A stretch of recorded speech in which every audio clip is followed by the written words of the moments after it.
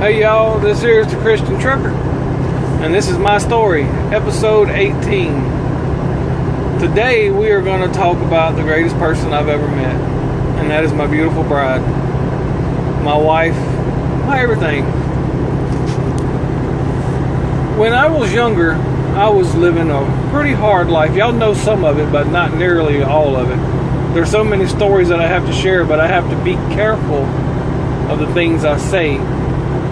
But I'll tell you this much, there was a few major events that caused me to start changing my direction. And one of them was, actually the final one was, I had a vision one night, sitting at my big metal desk in my old 1969 model trailer,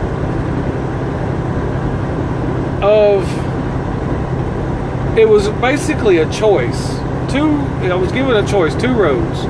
One led to death and destruction, and that death was in an alley next to people that I would never want to be around, with needles and beer bottles and all kind of stuff surrounding us. And the other was a life with a beautiful wife and our youngin'. And it was like he was giving me this opportunity, this final opportunity to turn myself around. But see, I was saved when I was around 13. But I fell away. And you know, I'm a firm believer, if you fall away for long enough, the Lord's not going to allow you to keep going on indefinitely living in sin. He's going to give you that chance, that choice, whether you're going to turn back or you're going to keep going. And if you decide to keep going, he may just take you out.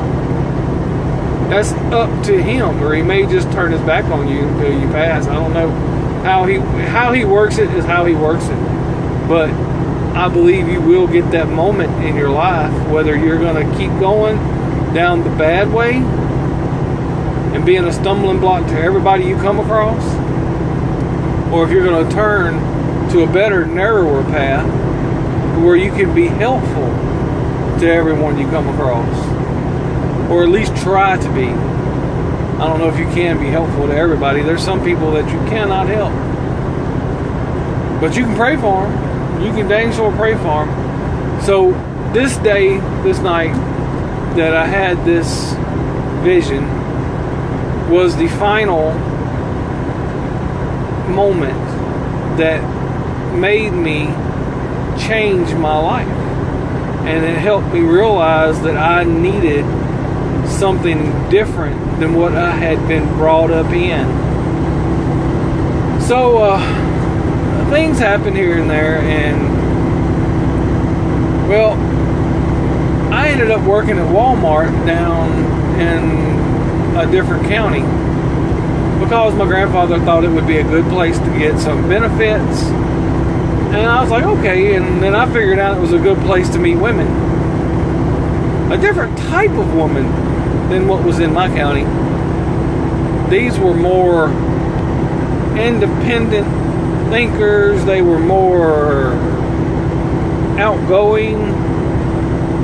Mostly they wasn't as vulgar as a lot of them that I was raised around. You know, they can't help what they were raised in. That's what they were raised in. That's what they know. And we have to love them for where they're at. But anyway, we'll get past that and move on before I get myself in trouble. I try to keep all that stuff put down so I don't want to be judgmental. But there's some things people just shouldn't do. Oh, there we go. I gotta stop it. Alright, anyway. I'm working at Walmart at the paint counter because I was always in the hardware business. So this one day, this family comes in, and I help them and everything, and they walk off. And a little while later, a girl comes back, and she asked me if I would go out with her sister. And I was like, sure. Like I said, Walmart was a great place to meet chicks. So I'm like, sure. And a little while later, you know, she comes over there, and we talk. And she got a little girl with her. I'm like, she yours? Because where I'm from, that's nothing out of the ordinary. Girls are always having babies without men around. And she's like, no, she's my sister's. I'm like, okay, cool. So we talk about it and we go out. And on our first date, see, we didn't know each other. We didn't have no idea of each other's expectations. And, well, Blockbuster was still open at this time. And I had been showing out a little bit in my car. And, you know, we just really ran out of things to do because it was kind of late. Anyway, we rode a Blockbuster, and I was going to let her go in and start looking for movies while I stood outside by the car and smoked a cigarette. Well, she stood up there on them Blockbuster steps, put her hand on her hip, and shook her head, no, you're not. And y'all, back then, nobody told me no. You know, and if they did, they had to wonder what my reaction was going to be, because I was not a real good fella, and I was kind of volatile, and I wasn't afraid to fight and fuss and argue, and, you know, in a situation like that, I have been known to leave people. I don't know, she has attracted me, and she intrigued me when her little country self got up there and threw that hand on that hip. Because normally, if I wasn't attracted to her, I would have left her. I would have left her there that night. That's just the type of person that I was. Her parents would have had to come get her, and, you know, knowing her parents, they probably would have come after me with shotguns after that. But like I say, the Lord was making a change in me, and once I met her after that first date, I knew what I wanted. I was in love from the first date. I was, you know, that's just what it was, and I hope she was. Anyhow, we went out some more, off and on, but over the course of 5 years, we dated. Now, sometimes she would run me off, and sometimes I would make her run me off. I would do things or say things that would just, you know, we would break up. And that last time I called her and her dad and her mom and little girls, nieces were riding in the truck. When I called, she answered it, and her dad's like, "What does he want?" I could just imagine how frustrated he was with me by this time. But it took me that long to get to where I could be a better person. And y'all, my wife, God knew that I should be a better person because she deserved a better person. So, like I say, I did change some things. Now, when we were dating, I did keep beer in my truck, and it was a long drive. There may or may not have been beer consumed on the drive homes. I may or may not have canceled dates to stay home and drink beer and party with my cousin and such stuff like that, because that was such stuff as I did at the time. And I would be hard pressed to say that I remembered every little bad thing I did while we were dating, because I do have a sketchy memory. But the whole time, the whole 5 years, I promise you this much: every day God was working on me. Every day I was trying to do a little bit better.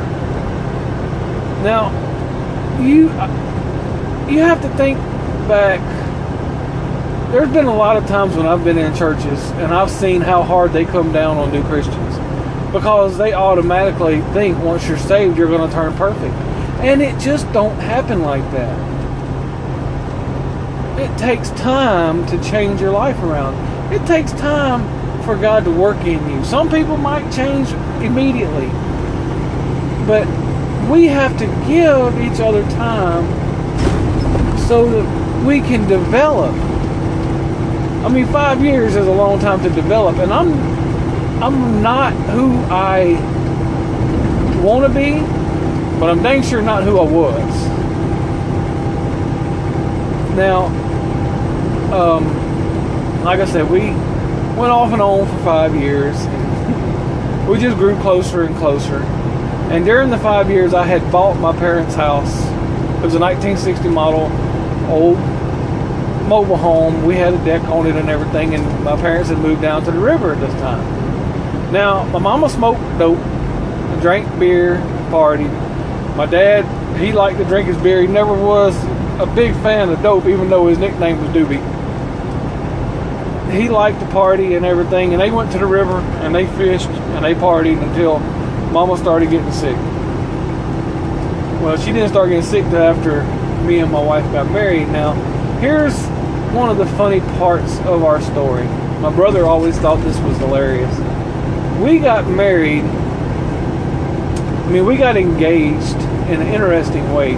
I did the traditional thing. I went to her daddy's employment and I sat him down and we talked, and I asked his permission to marry his daughter. I dare say he was a little hesitant, but he did give me permission. So we set it all up to where I would come to their house. And I took my old brown truck that we loved so much. See, I had that old 3/4 ton truck that we dated in back and forth. I bought it for $250. And she loved it and I loved it. And I took that old GMC truck and I sold it. And I bought her engagement ring. And she got mad at me because they were actually going somewhere, and I told her that I couldn't go because that day I was going to get the ring and she didn't know anything about it. Well, we had set up the day for me to come and ask her for her hand in marriage. So I went by and I bought a big old bucket of KFC chicken. And I wrapped the ring in some napkins and I put it in the bucket of chicken under all the sides and stuff. Well, I go up in the house and she comes in and she's in a terror because she forgot to pay for her gas. She forgot to write a check for the gas. Well, here I am, and her mama is and her daddy is trying to get this thing done. Well, she almost had to go back to town to pay for her gas.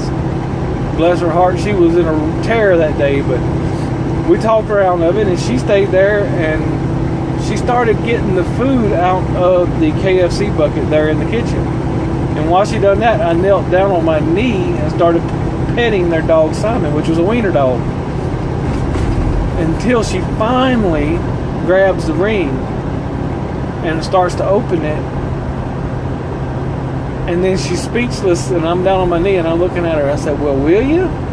And she said, yes, I will. So, it don't take a lot to make us happy. Some KFC and some good friends and family around you, that's all you need. And that's how we got engaged. Was I sold my truck, bought her ring, and brought dinner down to her house with her family watching.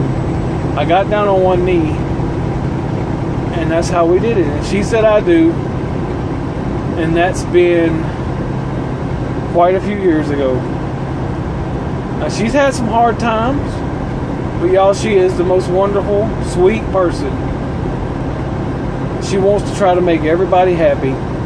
And y'all know as well as I do, you cannot make everybody happy. No matter what you do, you can make some of the people happy some of the time, but you'll never make all the people happy all of the time. But that's the type of person she is. That's what she wants to do. She wants to make everybody happy. She wants to do everything that she can for everybody. But lately, she's had a hard time. We had some tragic losses, my brother and my mother. She's lost a few people that were really close to her in bad ways. Anyway, it's took a toll, but she has stuck by my side through all these years. No matter what I was going through, she's always been there, and she will always be there. And it's a blessing to have such a strong woman. And there's so much more I could talk about, but I'm running out of time on this video. So God bless. Thank you for watching, and we'll catch you on the next ride.